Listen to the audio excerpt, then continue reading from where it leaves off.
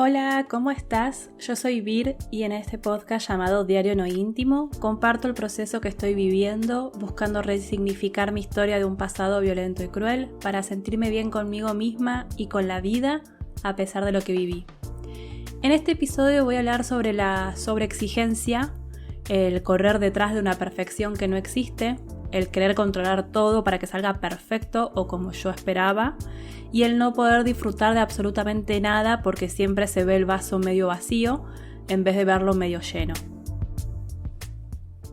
El siguiente episodio está destinado solo para personas adultas. También hago esta aclaración porque voy a hablar sobre temas que te pueden sensibilizar y quizás estás en un momento en el que preferís no escuchar sobre temas sensibles. Si es así, poné pausa y hacé o escuchá otra cosa que te haga sentir bien. Y si te quedás escuchando el episodio, gracias, muchas gracias. Buenas, ¿cómo estás? Bueno, hoy quiero hablar de un trastorno, ¿puedo decir? Porque sí, para mí la hiperexigencia es un trastorno, te trastorna la vida. De hecho, la definición de trastorno es esa, es una persona que sufre un cambio o una alteración dentro del transcurso normal de su vida. Y cuando entendí que yo tenía esto, o tengo, no sé si es algo que se puede modificar para siempre, calculo que es algo del día a día y depende de cada situación, pero cuando hice consciente la hiperexigencia y lo que eso me estaba provocando en mi vida, fue algo muy revelador y liberador al mismo tiempo. Porque claro, nada en mi vida es porque sí, no es que soy hiperexigente porque sí, todo está relacionado a mi historia de vida, a mi pasado. Y la otra vez me escribió un psicólogo por Instagram que bueno, escuchó o leyó lo que escribí con respecto a las heridas de la infancia, de la niñez, porque me decía que bueno, que no todas las personas en el ámbito de la psicología están de acuerdo con esto de las heridas de la niñez, porque muchos profesionales o incluso personas fuera del ámbito académico interpretan que significa que esas heridas de la niñez son como determinantes y como la excusa de... ¿Vieron cuando alguien dice, no sé, ¿qué querés que haga? Yo ya soy así, no puedo cambiar? O sea, esa forma de decirte que no va a cambiar o al menos revisar lo que le estás diciendo que no está bueno. O también puede provocar que la persona diga... tengo esta herida, entonces siempre me va a pasar eso. O lo que me pasó a mí durante muchos años, odiar mi pasado justamente por mis heridas y sentirme presa de ese pasado y que ese pasado me iba a perseguir para toda la vida. Que sí, el pasado es parte de la vida, pero bueno, yo creía que nunca me iban a pasar cosas buenas porque viendo mi línea de tiempo, o sea, la línea de tiempo de mi vida, había más sucesos dolorosos que de los otros. Y aún hoy es así, pero porque lo que duele sigue doliendo. No es que no me pasaron cosas lindas o no tuve momentos lindos, porque sí los tengo. Me acuerdo de mi nona llevándome a la calecita, a la cama elástica, al museo de niños, al cine, y son momentos hermosos en los que me veo sonriendo, pero los otros duele, tanto que parece que opacan los buenos recuerdos.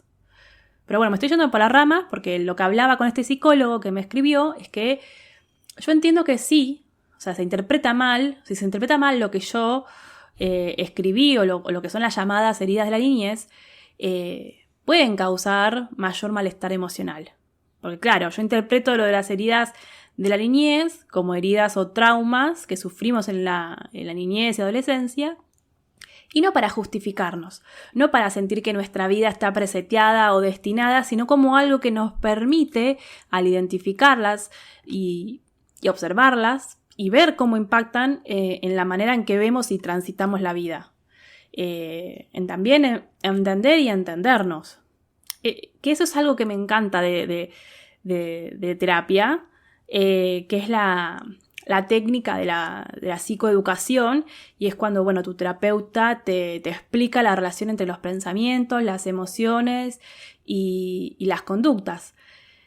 Y cuando haces consciente patrones de conductas o forma de percibir el mundo exterior y lo podés relacionar con hechos que te pasaron, que te quedaste como enganchada a eso, a mí me sirve. Y a mí me sirvió, por ejemplo, para aprender a ser compasiva, a dejar de estar enojada conmigo por tener pensamientos, emociones y conductas creyendo que era mi culpa o que estaba fallada o que algo malo había en mí, o que sentía que no me entendía y que entonces no iba a poder mejorar mi calidad de vida. Entonces justamente entender que la herida del rechazo está relacionada a una baja autoestima y una necesidad de aprobación de los demás. Porque claro, es común que confundamos cosas de la personalidad de una con respuestas al trauma de esas heridas de la niñez. Y eso me pasó con la hiperexigencia. Hiperexigencia o sobreexigencia, o sea, entendida como esa obsesión y necesidad de que todo salga perfecto. No poder tolerar ningún margen de error. No te podés equivocar. No confías en las personas que están a tu alrededor y que capaz demuestran que no les importa la perfección o que aceptan equivocarse. No, es mala palabra equivocarse. Y la peor parte es cuando te equivocás o no cumplís con los estándares de perfección y aparece la culpa y las diferentes situaciones de castigo, castigo físico o mental por haberte equivocado. Y un ejemplo de una persona hiperexigente, a diferencia de exigente, por ejemplo, el ejemplo clásico es el resultado de un examen. Porque vos podés tener una persona que, bueno, sí es exigente, pero obtiene como resultado en un examen un 8 y esa persona va a valorar haber alcanzado esa nota y buscará apoyarse en esa experiencia, pero para aprovecharlas en las futuras experiencias. Es decir, evaluará qué puede mejorar para el próximo examen. Si es que le faltó tiempo de estudio, si es que se puso el foco más en un tema que en otro. O sea, evaluará qué puede mejorar para el próximo examen. En cambio, una persona hiperexigente solo va a dedicarse a ver qué faltó para llegar al 10 sin poder valorar el 8 ni disfrutar del 8. Y marcando esto, ¿no? Siempre lo que faltó, lo que falló, provocando culpa, ansiedad y una queja constante sobre todo. Y esas son como, bueno, las dos características de una persona hiperexigente. Culpa y queja. Y ahora, ¿de dónde viene la hiperexigencia? ¿De dónde viene esa incapacidad de no poder o no permitirse equivocarse? ¿Es algo con lo que ya se viene en el nacimiento, tipo en el ADN? El día que se hizo el acto en mi secundario porque terminábamos el último año, o sea, quinto año, y nos entregaban los diplomas, cuando vi que mi promedio general de toda la secundaria era 8,61, recuerdo que empecé a temblar y el corazón me empezó a latir a 1000. No es que esperaba un promedio de 10, pero bueno, sabía que era lo que se venía, porque mi padre apenas vio el diploma, en vez de felicitarme, me dijo, un 8,61, ni siquiera llegaste a un 9, fallaste. O sea, me estaba recibiendo de la escuela secundaria con un 8,61 y había fallado. Y esto es porque para Guillermo siempre fue importante sacarse un 10. A lo sumo un 9,50. Un 9 ya era algo malo. ¿Será 10 o 9,50 o nada? Y me acuerdo que en los primeros años de la secundaria, en mis boletines semanales de notas, mi madre firmaba las notas por debajo de 9 y mi padre solo los 10 y 9,50 porque, bueno, si Guillermo veía una nota por debajo de 9, había castigo físico, emocional, psicológico. Entonces, claro, para mí equivocarme siempre era no hacer algo perfecto, no recibir la nota perfecta. Y aparte, la hiperexigencia tiene otras consecuencias, como esa cosa de no poder nunca terminar de trabajar, estudiar o bueno, cualquier obligación que tengas en la vida. Siempre falta y falta. Y porque aparte te pones metas inalcanzables. Y cuando detecté y acepté esta característica de mí, la hiperexigencia, y además pude ver qué es lo que provocaba en mi vida, o sea, el malestar que provocaba en mi vida la hiperexigencia, por ejemplo, crisis de ansiedad diarias, que bueno, terminaban en crisis de angustia, sentir ese vacío en el medio del pecho y el estómago, y claro, me ayudó a entender de dónde venía esa hiperexigencia, que no era algo fallado en mí, que no era algo que estaba en el ADN, sino que había sido algo aprendido en los primeros años de vida. Y lo bueno es que lo aprendido se puede desaprender y aprender nuevas formas de ser. Por ejemplo, en vez de ser hiperexigente, ir en búsqueda no de la perfección, sino de la excelencia. Porque ser exigente es esto de poner el foco en el resultado y hacer las cosas como sea, incluso con un enorme desgaste físico, mental y emocional que por lo general tiene consecuencias en la salud y en las relaciones de las personas, porque vivís con una tensión extrema en cosas mínimas y vivir la sensación de que nunca se llega a tiempo porque siempre se está en la urgencia. Y sí, yo hasta hace 1 año y medio tenía una forma de trabajar en lo profesional como si fuera un bombero apagando incendios constantemente. Y no me gustaba. Por eso también dejé de trabajar como social manager y community manager. O trabajo solo con negocios o empresas que entiendan la diferencia entre importante, urgente, no importante y no urgente. Que no es que todo es importante y urgente y hay que hacerlo para ayer.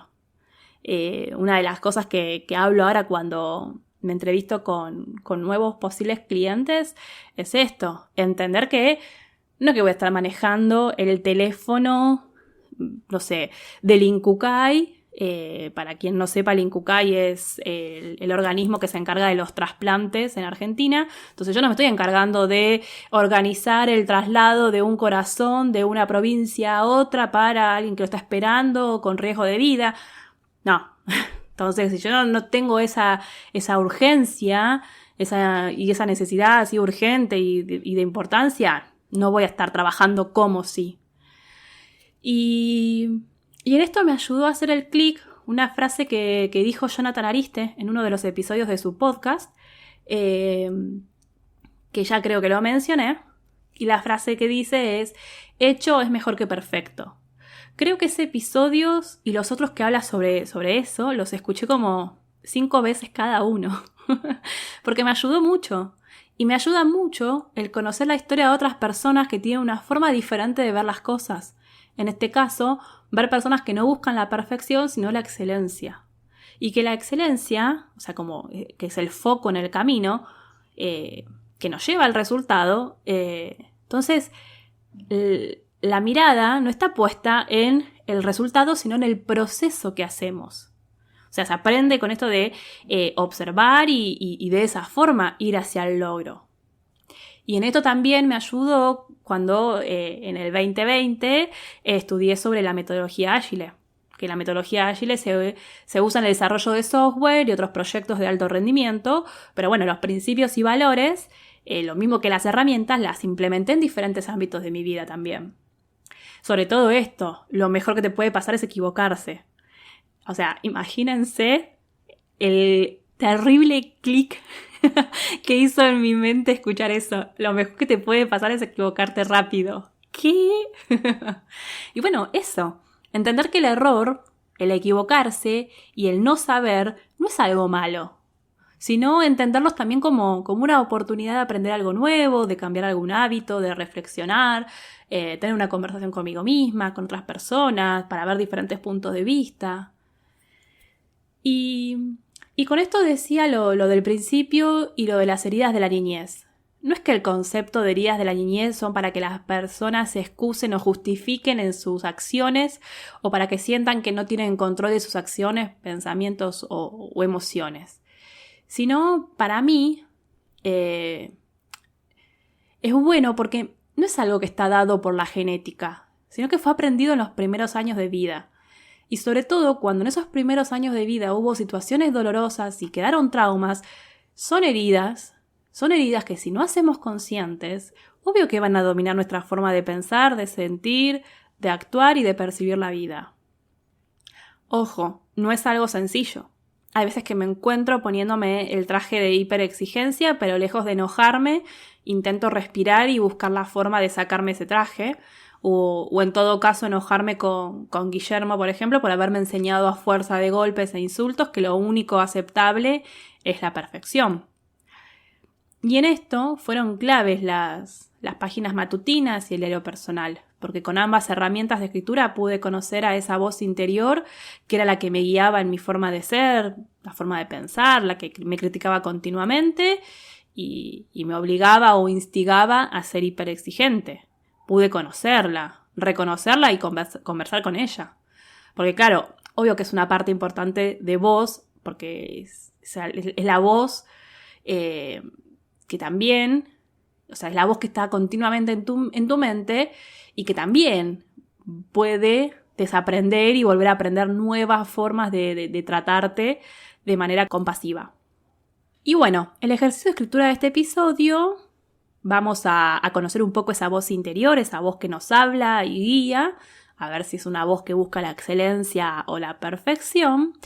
Entonces el ejercicio es que completes la frase me exijo ser, ¿no? Puntos suspensivos.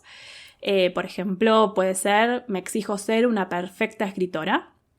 Y a continuación puedes escribir sobre cómo te hace sentir esa exigencia e intentar reflexionar de dónde viene esa exigencia.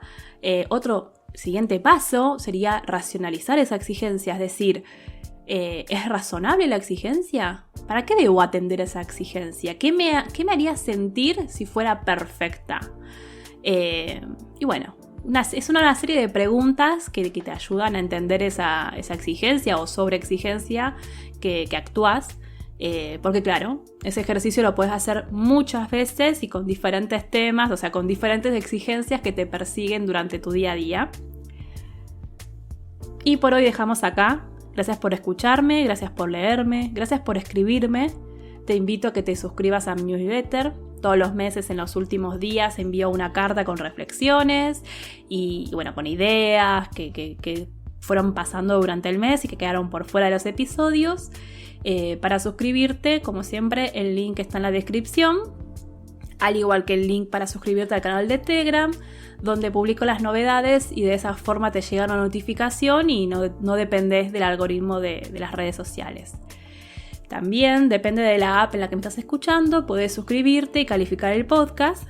Y esto va a ayudar a que más personas le llegues y bueno, por supuesto, más que bienvenido que compartas este episodio con aquellas personas que crees que se van a sentir comprendidas y acompañadas cuando lo escuchen. Gracias, muchas gracias. Nos vemos en el próximo episodio. Chau, chau.